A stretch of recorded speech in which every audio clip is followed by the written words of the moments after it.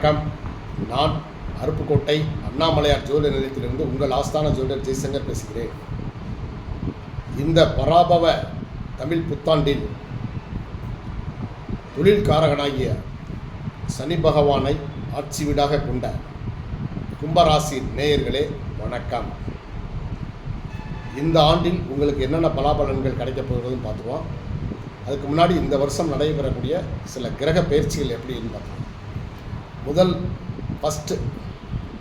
June 1ஆம் தேதி குரு பகவான் உங்கள் ராசியில் இருந்து 5ஆம் இடத்திலிருந்து 6ஆம் இடத்திற்கு செல்கிறார்.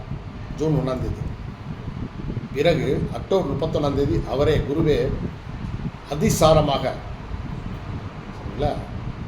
6லிருந்து 7ஆம் இடத்துக்கு போகிறார். திரும்பவும் உங்களுக்கு ஜனவரி 24 அன்று 7லிருந்து 6ஆம் இடத்துக்கே வந்துடுறார்.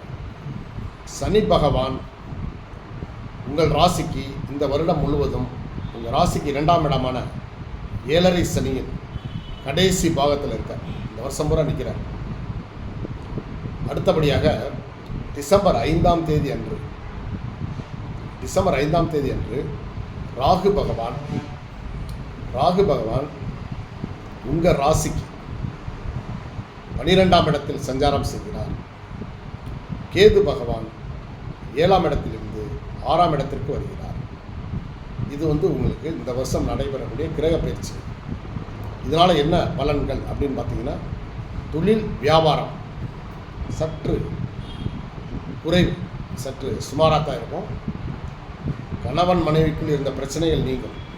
பூர்வ புண்ணிய சொத்துக்கள், உங்களுக்கு வர வேண்டிய சொத்துக்களில் வழக்குகள் இருந்தால் உங்களுக்கு சாதகமாக அது நிறைவேறும். சரிங்களா? அதே போல் குழந்தைகள் நல்லா படித்தா தான் கொஞ்சம் நல்ல மதிப்பெண்கள் வாங்க முடியும். ஸோ ஆரோக்கிய விஷயத்தில், குழந்தைகளுடைய ஆரோக்கிய விஷயத்தில் ரொம்ப கவனமாக இருக்கணும் நீங்கள். சரிங்களா?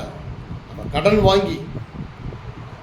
வாங்கி வீடு, மனை, வாகனம் வாங்கும் யோகம் உண்டு. கடன் வாங்கினீங்கன்னா தான் அது நல்லா, அந்த கடன் சீக்கிரம் அடைபட்டுருவாங்க. சரிங்களா? இல்லை என்றால் அந்த முயற்சியில் தடைப்படும். திருமணம் ஆகாதவர்களுக்கு ஐப்பசி கார்த்திகை மாதம் திருமண வாய்ப்பு கைகூடும். ஸோ அதனால் நீங்கள் செய்ய வேண்டிய பரிகாரம், சனிக்கிழமை தோறும் சனி பகவானுக்கும் ஆஞ்சநேய பகவானுக்கும் நெய் விளக்கு, எள் விளக்கு, சனி பகவானுக்கு எள் விளக்கு போடுங்க, ஆஞ்சநேய பகவானுக்கு நெய் விளக்கு ஏற்றுங்க. வியாழக்கிழமை அன்று குரு பகவானுக்கு அல்லது தட்சிணாமூர்த்திக்கு நெய் விளக்கு ஏற்றுங்க. நல்லதே நடக்கும். நன்றி, வணக்கம்.